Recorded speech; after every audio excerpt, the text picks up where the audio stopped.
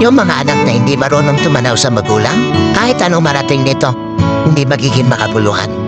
Kahit sinasabi natin na di naman obligasyon ng mga anak ang magulang, yes! Pero ang sabi ng Panginoon, honor your parent.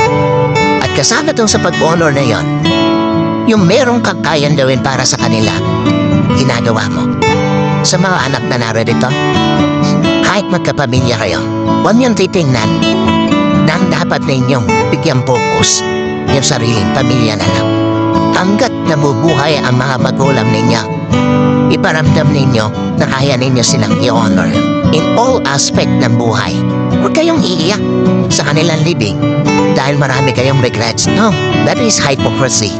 Wala kayong kwentang anak kung iiyak lang kayo sa kanilang lamay. Pero nung nabubuhay, hindi mo ginawa yan dapat mong gawin para sa kanila.